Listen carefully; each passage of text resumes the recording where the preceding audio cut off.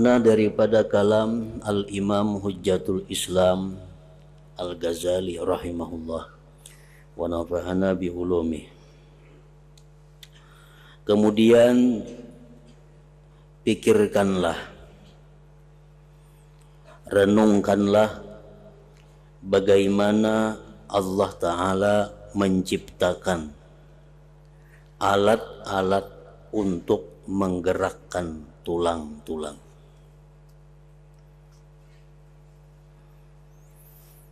Jadi tulang yang diciptakan Allah di dalam tubuh kita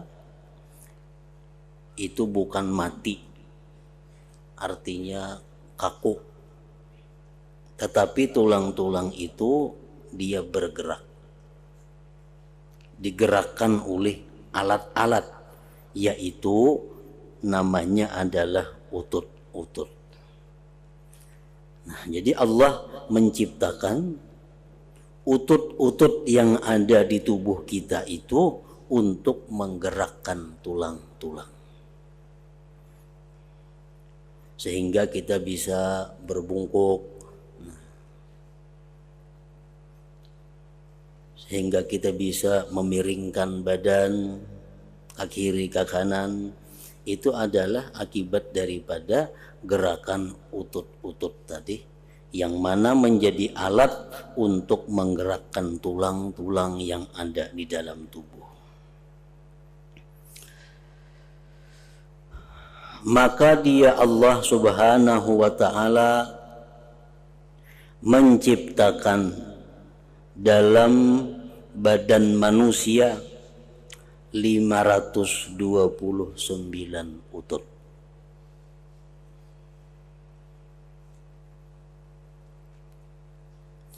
Utut adalah tersusun dari daging, urat saraf, pembalut, dan tutuk. Dan ia bermacam-macam ukuran-ukuran dan bentuk-bentuknya menurut perbedaan tempatnya dan kadar keperluannya. Kita disuruh merenungi, mendalami pemikiran bagaimana Allah Subhanahu wa Ta'ala menciptakan utut-utut di dalam tubuh kita yang berfungsi untuk menggerakkan tulang-tulang yang ada di dalam badan kita itu.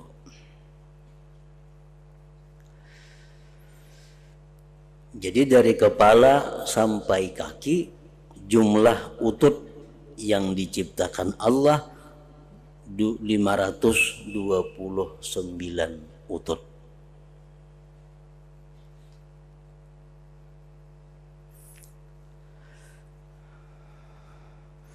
Maka 24 utut daripadanya yang 529 tadi adalah untuk menggerakkan biji mata dan pelupuk-pelupuknya.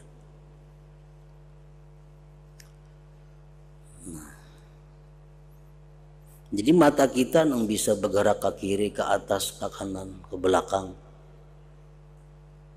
itu digerakkan oleh utut-utut yang berjumlah 24 utut. Jikalau kurang satu utut dari keseluruhannya, niscaya cedera urusan mata. Andai kata kurang daripada 24 utut, maka mata kita ini kada sesuai lagi gerakannya daripada yang semestinya. Bisa kita jangan ke kanan, matanya ke kiri. Apabila utut-ututnya itu sudah kada pas lagi daripada 24 utut yang menggerakkan biji mata dan pelupuk-pelupuknya itu.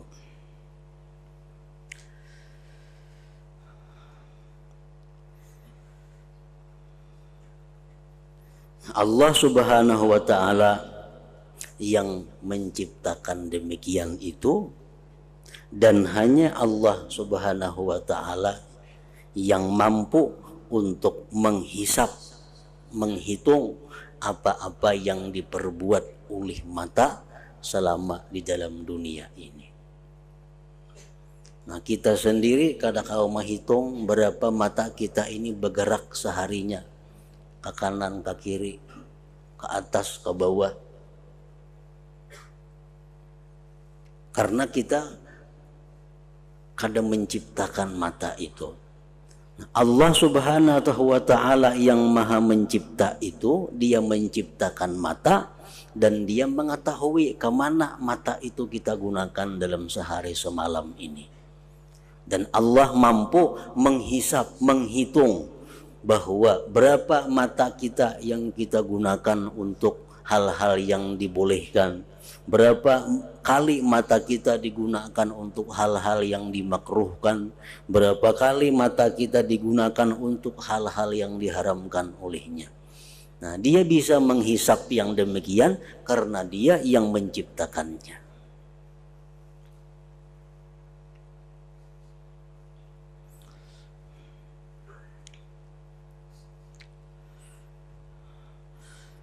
Demikianlah bagi setiap anggota badan mempunyai utut-utut dengan bilangan tertentu dan kadar yang tertentu.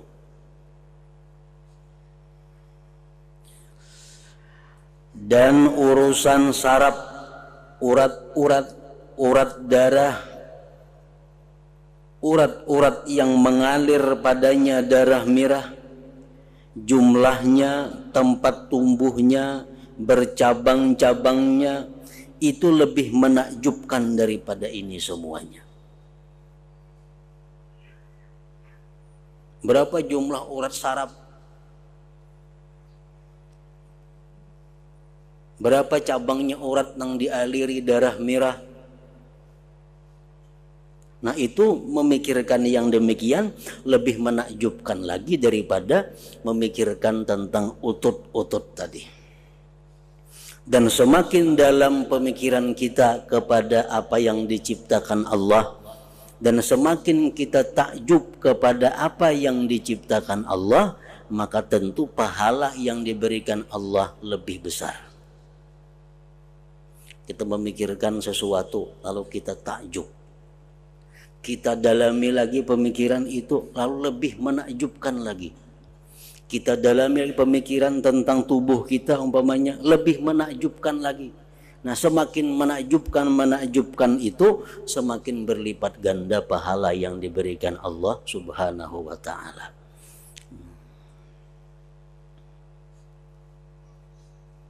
Dan penjelasannya panjang. Jadi mengenai urat saraf, urat macam-macam tadi, penjelasannya panjang lebar.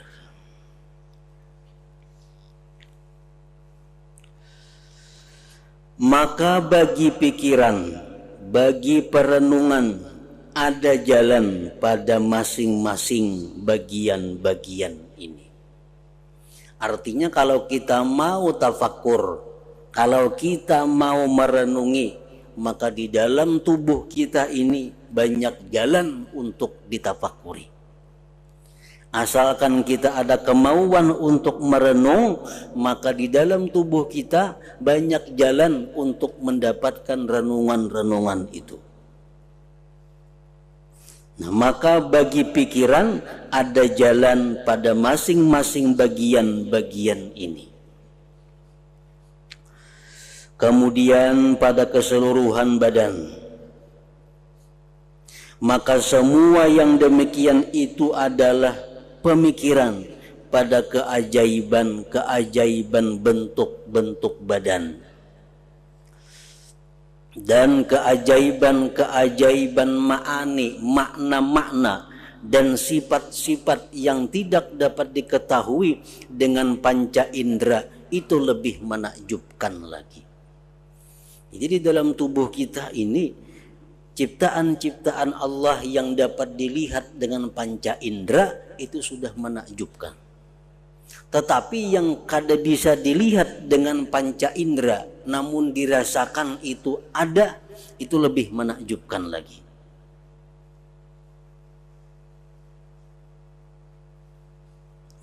Maka perhatikanlah sekarang kepada zahir manusia dan batinnya,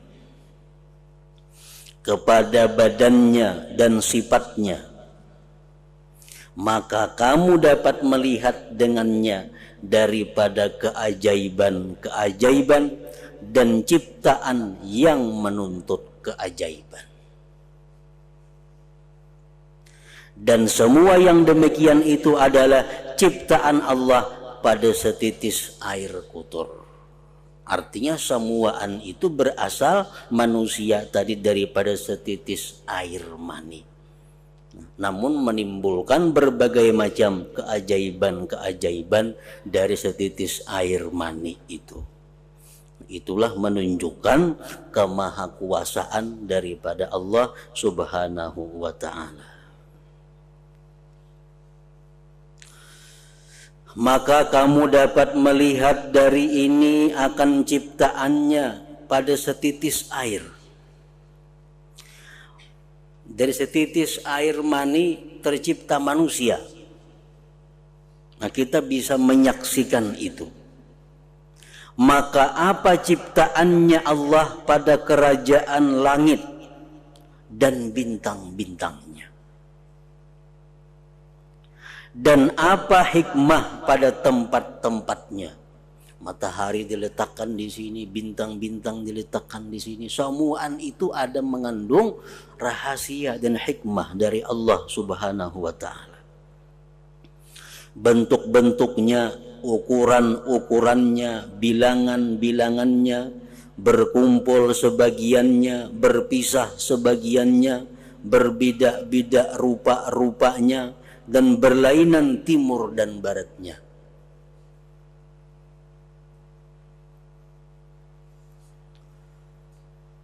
Maka janganlah kamu mengira bahwa satu zarrah, satu biji yang sangat kecil pun dari kerajaan langit itu terlepas dari hikmah dan hukum Allah Subhanahu wa ta'ala. Jadi jangan kita menyangka, jangan mengira bahwa sekecil apapun yang ada pada alam ini kada mempunyai arti, kada mempunyai hukum. Allah Subhanahu wa ta'ala menciptakan sesuatu pasti ada hikmah di dalamnya dan ada hukum yang terkandung di dalamnya. Itu dijelaskan oleh Al-Quran. Wa ma khalaqnas sama wal arda wa ma bainahuma batila. Tidaklah kami menciptakan langit, bumi dan isinya batila, tidak bermakna. Nah, jadi itu satu kewajiban yang kita i'tikadkan bahwa sekecil apapun yang ada di bumi ini itu pasti ada mengandung rahasia. Pasti ada mengandung hukum. Kada terlepas daripada hukum.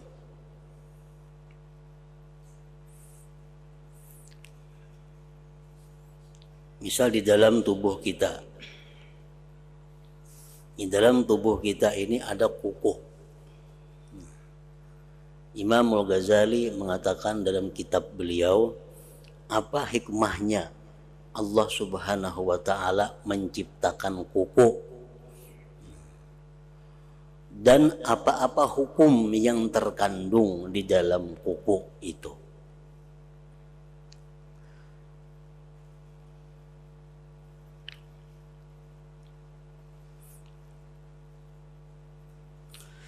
Pertama, ujar Sidin menyebutkan kuku itu hikmahnya adalah lizinah, untuk perhiasan. Artinya jari kita ini dengan adanya kuku menjadi baik, menjadi nyaman dilihat.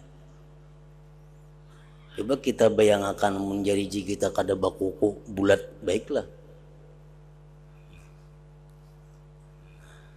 Jadi Allah mengolahkan kuku ini, satu hikmah kegunaannya adalah untuk zina, perhiasan.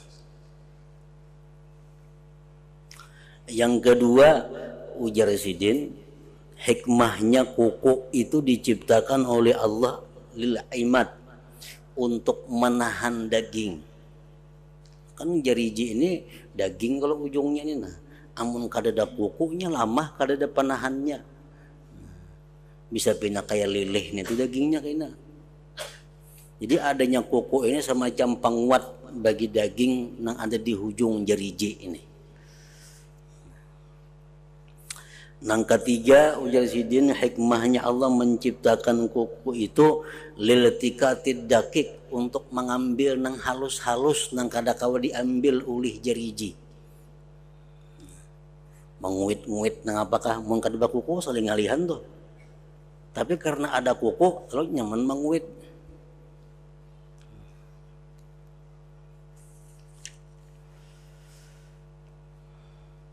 Nang keempat, hikmahnya kuku napa? Lil haqqi, untuk menggaru.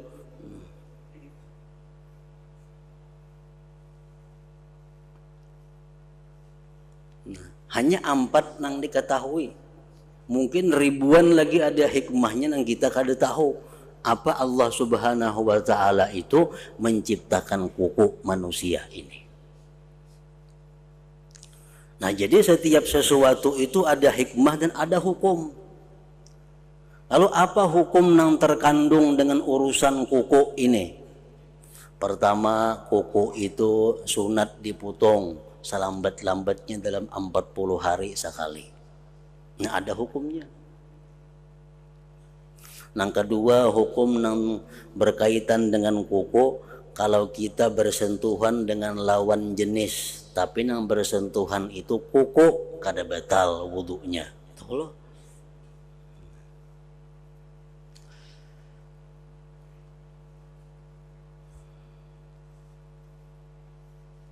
Nah, orang yang dalam keadaan hadas besar dianjurkan untuk jangan memotong kuku sebelum dia mandi merangkatkan hadas besar. Nah, hukum kuku. Orang yang sedang ihram kada dibolehkan memotong kuku. Nah, jadi kuku nang sedemikian halus ini banyak hikmah di dalamnya dan banyak hukum nang dipelajari berkaitan masalah kuku itu. Makanya tadi Allah Subhanahu wa taala tidak menjadikan langit, bumi dan isinya ini sia-sia. Semuaan di dalamnya ada hikmah dan ada hukum. Itu contoh yang ada di badan kita. Kemudian lagi contoh yang di luar badan kita macam kerikil, batu halus. Kegunaan batu halus sudah nyata banyak kita ketahui, sagan itu, sagan ini, sagan ini. Allah ciptakan batu nang halus kerikil. Nah, dari batu kerikil itu banyak timbul hukum. Satu, dari batu kerikil itu timbul hukum istinja. Istinja itu sah dengan 3 biji batu. Yang kedua, orang melontar jamrah tidak sah kalau tidak dengan batu. Orang melontar jamrah kada sah bila kada lawan batu. Yang ketiga, contohnya lagi hukum yang berkaitan dengan batu itu, orang yang melakukan perzinahan dia akan dirajam, dilimpari dengan batu. Batu-batu yang ada di tanah haram kada boleh dibawa ke tanah halal. Nah, itu hukum-hukum yang berkaitan dengan batu. Walhasil semua yang diciptakan Allah itu pasti ada Allah mengulhakan hukum-hukumnya dan Allah menyimpan rahasia-rahasia kegunaan-kegunaan yang ada di dalam ciptaannya tadi. Makanya kita dianjurkan setiap kali kita melihat sesuatu yang diciptakan oleh Allah Subhanahu wa taala, kita diperintahkan, dianjurkan untuk mengatakan sekurang-kurangnya di dalam hati kita, Rabbana ma khalaqta hadza batila subhanaka faqina adzabannar. Rabbana ma khalaqta hadza batila subhanaka faqina adzabannar. Melihat nang apa nang pina aneh-aneh, melihat nang pina ganjil-ganjil, melihat nang pina kecil kada ada manfaatnya, menurut penglihatan kita, tapi kita disuruh mengata Rabbana ma khalaqta hadza batila subhanaka faqina adzabannar. Rabbana, hai Tuhan kami, ma khalaqta hadza batila, tidaklah engkau menciptakan ini sia-sia. Pasti ada hikmahnya, pasti ada hukumnya. Subhanaka, maha suci engkau daripada memperbuat sesuatu yang sia-sia. Maha suci engkau daripada menciptakan sesuatu yang tidak mengandung manfaat, tidak mengandung hikmah. Faqina adzabannar, maka hindarkanlah kami daripada azab neraka. Melihat di tubuh kita umpamanya hal-hal yang kadang menyenangkan kita, melihat bisul di awak kita sakit dan kada baik, tapi hendaknya kita tetap mengucapkan Rabbana ma khalaqta hadza batila, wahai Tuhan, engkau tidak sia-sia menciptakan bisulnya, pasti ada rahasianya nang apa.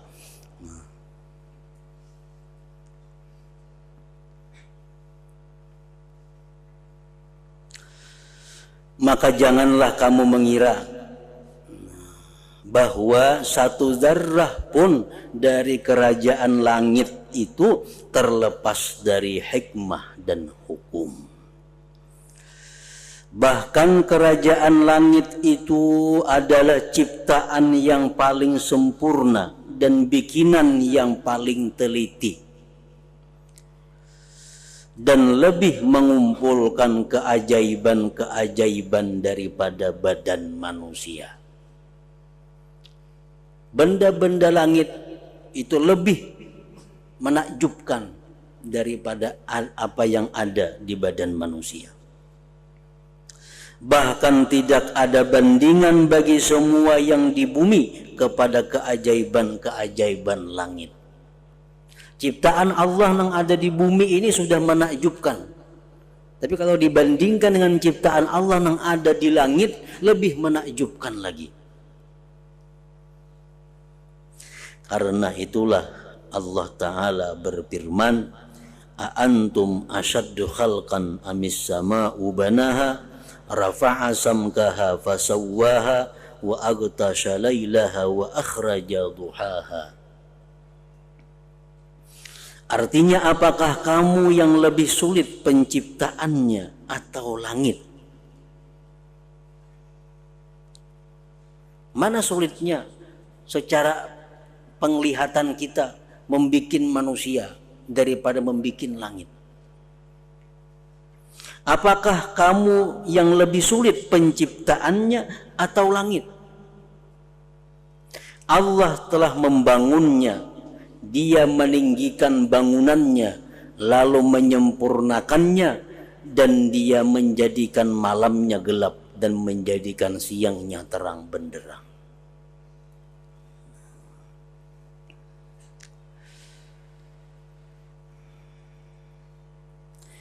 Maka kembalilah sekarang kepada air mani tadi, dan pikirkanlah, renungkanlah keadaannya pertama-tama.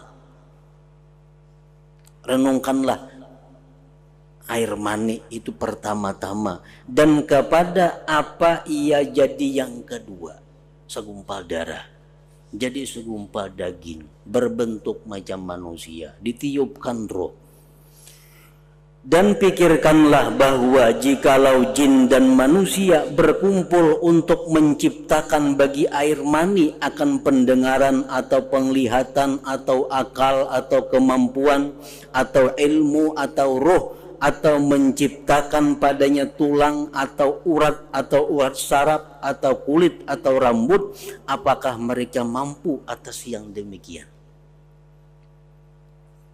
Unjuk air mani, suruh manusia-manusia yang paling pintar berkumpul, jin-jin yang paling pintar berkumpul. Nah, ini air mani ulahkan supaya jadi rambut macam apa? Tentu mereka kada akan mampu. Bahkan jikalau mereka menghendaki mengetahui pada hakikatnya dan cara menciptakannya, setelah Allah menciptakan demikian itu, niscaya mereka lemah daripadanya.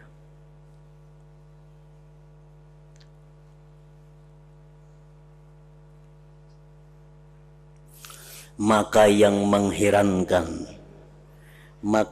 mengherankan darimu, jikalau kamu memandang kepada gambar manusia.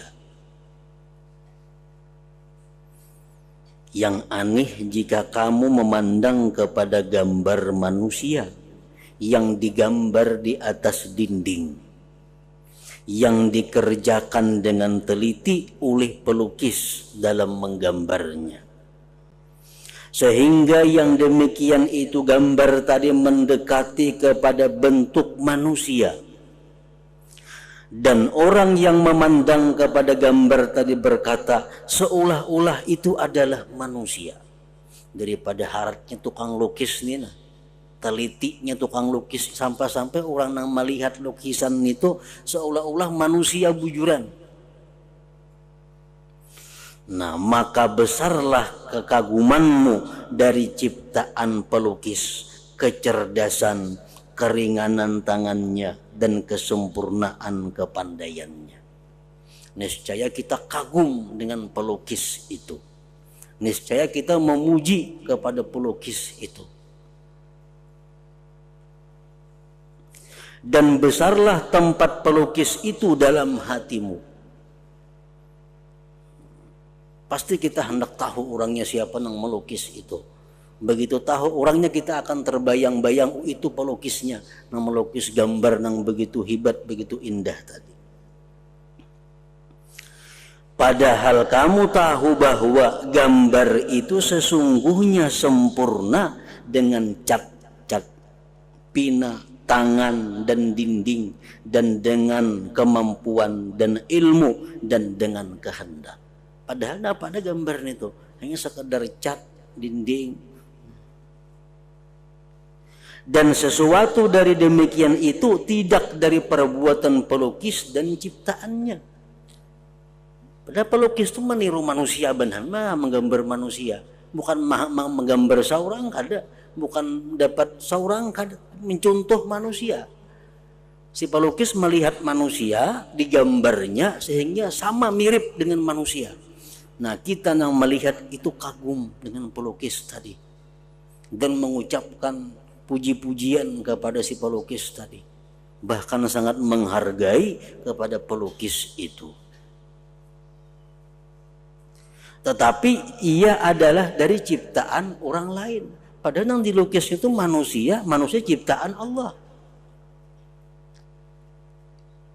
Dan hanya saja puncak perbuatan pelukis adalah mengumpulkan di antara cat-cat dan dinding atas susunan tertentu, maka banyaklah kekagumanmu kepadanya dan kamu memandang besar kepadanya pelukis tadi. Nah, ini menunjukkan bahwa mata hati kita kada sampai kepada apa yang sebenarnya. Nah, mata hati kita hanya melihat sesuatu yang zahir, melihat sesuatu yang hanya dilihat oleh mata. Padahal ajaran Allah Subhanahu wa ta'ala menghendaki, ajaran Allah memerintahkan agar kita melihat sesuatu yang ajaib, sesuatu yang mengagumkan, bahwa kita itu kembali kepada Allah Subhanahu wa ta'ala, Sang Maha Pencipta yang sebenarnya. Nah, itu yang dikehendaki Allah. Tapi karena kekurangan ilmu daripada kita, kekurangan pelajaran daripada kita, kekurangan siraman rohani daripada kita, sehingga kita selalu terpaku sampai pada zahir sesuatu, sampai kepada kulit sesuatu. Kada sampai pikiran kita, kada sampai hati kita mengingat bahwa itu adalah kemahakuasaan daripada Sang Pencipta yang sebenarnya, Allah Subhanahu wa Ta'ala. Nah, itulah gunanya ilmu-ilmu, khususnya ilmu-ilmu yang bersangkutan dengan ilmu tauhid, ilmu tasawuf. Kita disuruh belajar, disuruh menuntut, supaya apa? Supaya kita bila melihat sesuatu, kita melihat sampai ke akar-akarnya. Kita melihat sesuatu, kita melihat sampai ke dalam-dalamnya, sehingga kita ingat bahwa itu adalah berasal daripada Allah Subhanahu wa Ta'ala. Nah, itu yang dimaksud dengan kita supaya memperbanyak zikir. La ilaha illallah. Allah memuji dalam Al-Quran dalam banyak ayat bahwa beruntung orang-orang yang banyak zikir. Orang yang berimanlah yang banyak zikirnya. Kenapa? Karena dengan zikir yang benar kita akan bisa mengamalkan, kita akan bisa mempraktikkan bahwa apabila kita melihat sesuatu itu, kita melihat kepada Pencipta yang sebenarnya, Allah Subhanahu wa Ta'ala. Nah, contohnya kita berzikir la ilaha illallah. Nah, di dalam hati kita apa? Kita disuruh di dalam hati kita mengingat di waktu kita mengucap la ilaha illallah itu, di dalam hati kita la fa'ila illallah. Tidak ada yang memperbuat, tidak ada yang mencipta selain Allah. Nah, jika kalau terlatih kita berzikir dengan bujur la ilaha illallah, dalam hati kita la fa'ila illallah, la ilaha illallah, dalam hati tidak ada yang berbuat selain Allah, la ilaha illallah, tiada yang berbuat selain Allah. Misal 1000 kali kita sehari demikian, nah itu akan membuahkan satu hasil. Hasilnya apa? Kita bila melihat sesuatu, lalu kita ingat bahwa yang berbuat itu sebenarnya adalah Allah Subhanahu wa Ta'ala. Nah, macam itu orang yang bertauhid yang benar. Nah, kenapa kita melihat sesuatu kita kada ingat lawan Allah? Kita melihat orang yang baik lukisannya, kita justru ingat pelukis. Mungkin salah satu sebabnya kita kurang berzikir, atau banyak berzikir cuma hatinya kada berzikir. Ingat dimuntong aja la ilaha illallah beribu-ribu sehari, itu ada manfaatnya tapi kada sebesar apa yang diharapkan. Mestinya zikir di mulut itu ditunjang oleh zikir di dalam hati. Nah, zikir dalam hati itulah yang membuahkan hasil. Bila mana kita melihat sesuatu, kita ingat bahwa itu adalah perbuatan Allah. Kita melihat sesuatu, kita ingat itu adalah ciptaan Allah. Nah, berkat memperbanyak zikir tadi. Jadi salah satu penyebabnya kita ini kada kembali kepada Allah karena kita kurang zikir. Kita membayangkan kalau 1000 sehari, dalam hati kita nih 1000 sehari, apalagi lebih, tidak ada yang berbuat selain Allah, tidak ada yang menciptakan selain Allah, tidak ada yang memberi selain Allah. Mulut kita la ilaha illallah, la ilaha illallah, di dalam hati tidak ada yang memberi selain Allah, tidak ada yang mencipta selain Allah, la ilaha illallah, tidak ada yang mematikan selain Allah, la ilaha illallah, tiada yang menghidupkan selain Allah, la ilaha illallah, tiada yang melindungi. Dalam hati berputar-putar itu nah, tapi di mulut la ilaha illallah. Nah, kalau ribuan kali sehari kita demikian, maka akan jadi satu hasil tadi. Karena kita kurang nang demikian, lalu banyak ada ingatnya. Jadi melihat sesuatu nang kita lihat hanya zahirnya, nang kita lihat hanya kulitnya.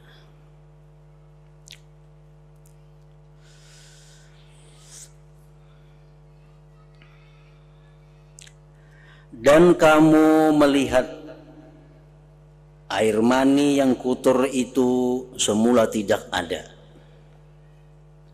Asalnya kada ada, lalu diciptakan oleh penciptanya.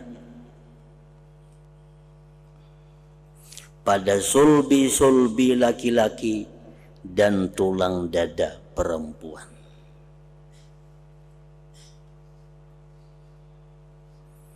Falyanzuril insanu mimma khuliqa mimma indafiq yakhruju min bainis sulbi wat taraib. Allah memerintahkan kita, falyanzuril insanu mimma khuliq, hendaklah merenung manusia itu dari apa dia diciptakan, jare Tuhan. Hendaknya memikirkan manusia itu dari mana asalnya. Khuliqa mimma indafiq, diciptakan manusia daripada air yang memancar, air mani. Di mana datangnya air mani? Yakhruju min baini sulbi wat taraib, keluar daripada sulbinya laki-laki dan tulang dadanya perempuan. Jadi air mani laki-laki itu letaknya di sulbi, sedangkan air mani perempuan itu letaknya di taraib, di tulang dadanya. Nah, oleh karena itu ujar para ulama, perempuan itu, ibu-ibu itu lebih sayang kepada anak daripada bapaknya. Kenapa? Karena air mani perempuan itu di dada, parak lawan hati hendaknya, sedangkan air mani laki-laki di sulbi, jauh menurut wakilan pada hati.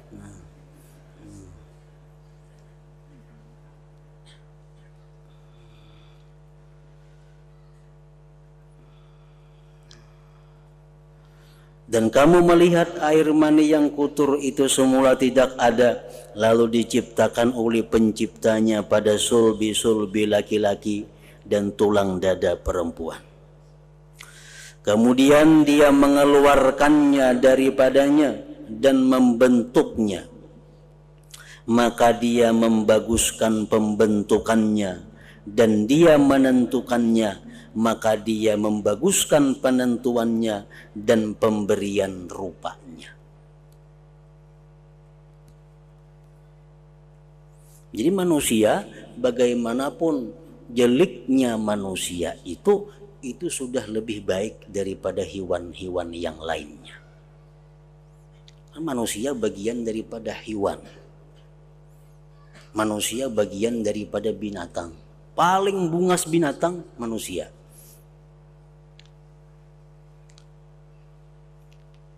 Makanya orang nang bungas kah, nang kada bungas kah, bila baca ramin disuruh berdoa oleh Nabi kita. Napa doanya? Nang bungas, napa doanya? Allahumma kama hassanta khalqi, ya Allah sebagaimana engkau bungaskan aku. Nang kada bungas pang sama, Allahumma kama hassanta khalqi, ya Allah sebagaimana engkau bungaskan ciptaanku. Kenapa? Karena sejelik-jelik manusia lebih baik daripada, lebih bungas daripada binatang-binatang yang lainnya. Karena manusia adalah jenis daripada hewan.